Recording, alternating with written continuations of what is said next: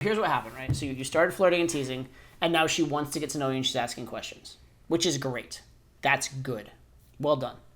But now that get to know you phase, which is the majority of game, you need to make sure it doesn't get boring in the get to know you phase. Right? And how do you do that? Well, by interjecting teases occasionally, less frequently than at the start. Like at the start, it's tease, right? But then once you're in the get to know you, you still keep teasing, just less often. Right? That's one. But secondly, you start the frame of her being evaluated. I don't like you. You're winning me over. I like you, but. Okay. All right. So you gradually like her more and more, but you never like her completely. And it's always, not always, there is always an underlying theme, at least present in the conversation, that is about you and her in some way. Yeah. It isn't always about you and her word by word, but there's always the underlying theme that it keeps coming back to you and her. And how do you know when it's like, I guess, the right time to switch to the next, like from I don't like you to you're winning me over to... When she shows an interest. So if you've been teasing her and she starts seeking rapport, like asking you questions or trying to prove herself to you or justify herself to you, then you can start moving to that next phase. And your winning me over would be like qualifiers or... So I'm giving you shit, we're not going to get along, it's how do you roll, how do you even live with yourself? Wait, what did you say? Okay, that was actually kind of cool. That was the first non-red flag you've said.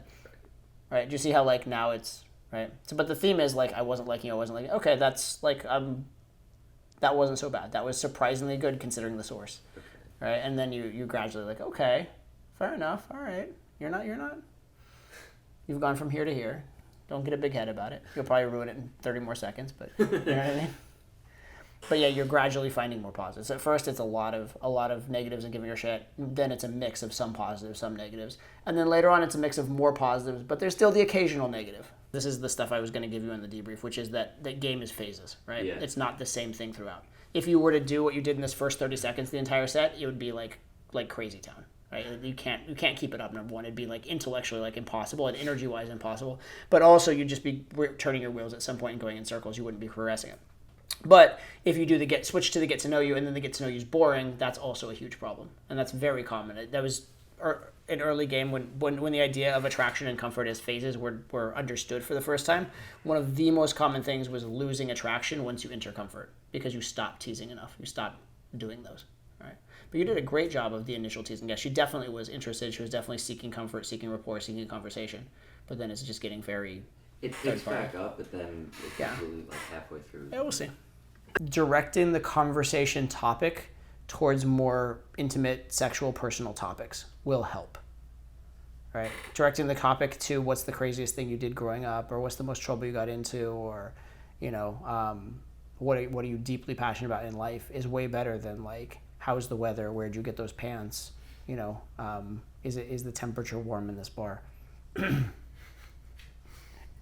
Just, you know what I'm saying? So directing the conversation topic is a tactic as well. Okay. Those are pretty common. And a lot of the other things can be there are these topics within, or these within them. So, for example, if you did like a mini cold read, oftentimes your mini cold read will have a push-pull in it. Or if you did like a deeper cold read, sometimes your deeper cold read will have a push-pull of frames. It won't be like a one-liner push-pull, but there will be a push-pull of this frame versus that frame. All right, so those same ideas exist within other forms of communication.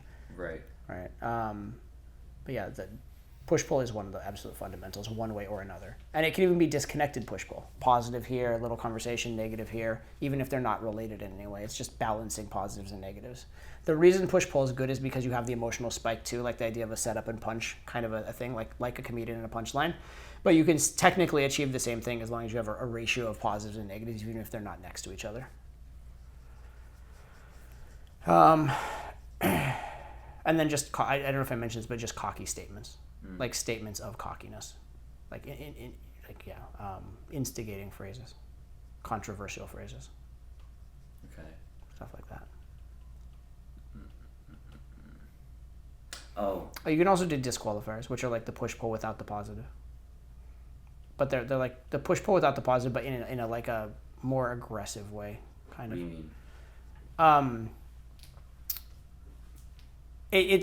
It's a push-pull without the positive, but instead of it just being a random positive here and a random negative there, it's where your negative is phrased in a way to be hard enough to get an emotional reaction on its own. You know what I'm saying? Like you're not just trying to balance it, you're actually trying to get a reaction when you do a disqualifier. What would be an example? You and I would not get along. Right. Yeah, you lost me there. Right. Yeah, I was enjoying this, but I think I might have to get to bed now.